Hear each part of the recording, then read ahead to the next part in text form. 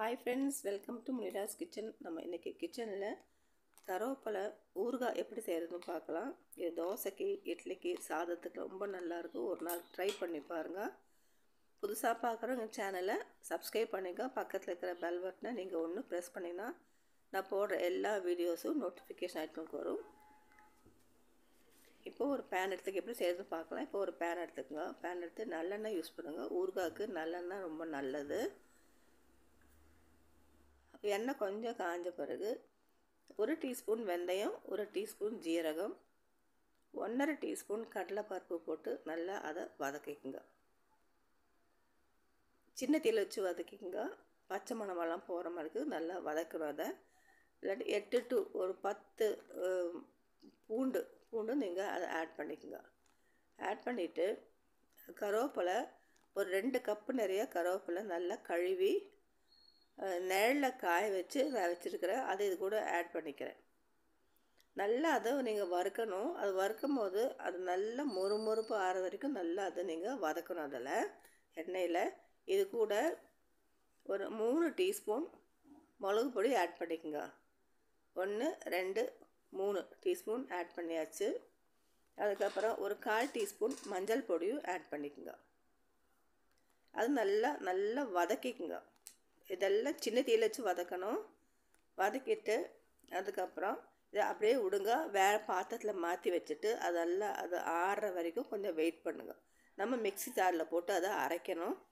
இப்போ புளி தண்ணி கரைச்சி வச்சுருக்கிறேன். இந்த புளி கொட்டையெல்லாம் நீக்கி கரைச்சி வச்சுருக்கிறேன். இது இந்த அளவுக்கு புளி எடுத்துருக்கிறேன். அதை நீங்கள் மிக்ஸி ஜாரில் போட்டு எல்லாம் ஒன்றா போட்டு நீங்கள் அரைக்கணும். தண்ணி ஒன்றும் ஊற்றாமல் நல்லா அரைக்கணும். அதை அரைக்கணும்னு சொன்னால் ரொம்ப நைஸாக அரைக்கக்கூடாது, ரொம்ப தருதருப்பாகவும் வேண்டாம். ஒரு மீடியம் சைஸில் அரைச்சி எடுத்துக்கோங்க. இப்போ எல்லாம் மிக்ஸி ஜாரில் நம்ம போட்டாச்சு. போட்ட பிறகு தண்ணி ஒன்றும் ஊற்றாமல் புளியும் ஆட் பண்ணிக்கோங்க. புளி ஆட் பண்ணிவிட்டு நீங்கள் இந்த மாதிரி முறுமுறுன்னு இருக்கணும். அந்த அளவுக்கு நீங்கள் வறுத்துருக்கணும். அப்போ தான் நல்லா பதமாக இருக்கும். அது இப்போ புளி தண்ணியும் கூட ஆட் பண்ணிக்கோங்க. ஆட் பண்ணிவிட்டு நல்லா அதை அரைச்சிக்க. இப்போ அதை அரைச்சி எடுத்தாச்சு. இந்த மாதிரி இருக்கணும். இந்த பதத்தில் தான் இருக்கணும். கரெக்டான பதம் இது. ஒரு பக்கம் சைடில் இது இருக்கட்டும்.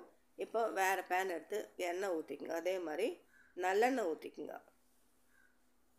நல்லெண்ணெய் ஊற்றினா எண்ணெய் சூடான பிறகு கொஞ்சம் கடுகு, 1 டீஸ்பூன் கடுகு நீங்கள் ஆட் பண்ணிக்கோங்க. கடுகு பொரியட்டும். இஞ்சி பூண்டு இந்த மாதிரி கட் பண்ணி வச்சுருக்கிறேன்.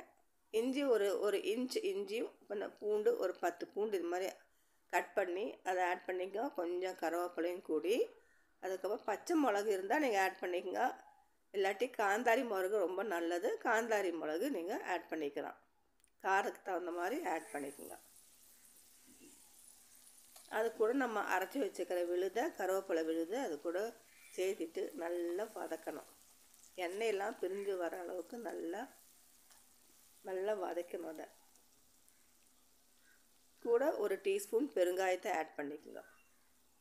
இந்த பெருங்காயம் ஆட் பண்ணிக்கிறேன். அதுக்கப்புறம் தேவைக்கு தகுந்த மாதிரி உப்பு மறக்காமல் ஆட் பண்ணிக்கோங்க. நல்லா அது பொறுமையாக வதக்கணும். இந்த எண்ணெய் அது சட்டியிலேருந்து பிரிஞ்சு வர்ற மாதிரி நீங்கள் நல்லா வதக்கணும். கூட கொஞ்சம் ஒரு 1/2 டீஸ்பூன் வெல்லம் சேர்த்திக்குங்க. வெல்லம் ஒரு ஆப்ஷனல் தான், ஆனால் சேர்த்துனா ரொம்ப டேஸ்ட்டாக இருக்கும். இந்த காரத்துக்கு புளிப்புக்கு ரொம்ப நல்லாயிருக்கும். சர்க்கரை சேர்த்துனா, இந்த வெல்லம் சேர்த்துனா. அதுக்கப்புறம் டேக்கு தகுந்த மாதிரி உப்பு ஆட் பண்ணிக்கோங்க. 2 டேபிள் ஸ்பூன் வினிகர் அது கூட சேர்த்தி அதையும் நல்லா வதக்குங்க.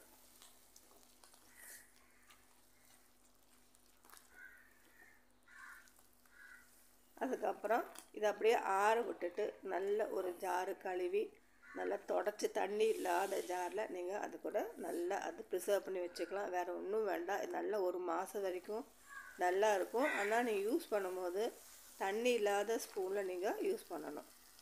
இந்த மாதிரி பதத்தில் வந்தால் நீங்கள் ஆஃப் பண்ணிக்கோங்க. 1 மாதம் வரைக்கும் நல்லா கெடாமல் இருக்கும். இப்போ நான் ஜார் எடுத்து நல்லா கழுவி தொடச்சி தண்ணி இல்லாத ஜாரில் இது கூட நான் ஆட் பண்ணிக்கிறேன். ஆட் பண்ணிவிட்டு நீங்கள் நல்லா ஃப்ரிட்ஜில் வைக்கணும் அவசியம் இல்லை, வெளியே வச்சாலே போதும்.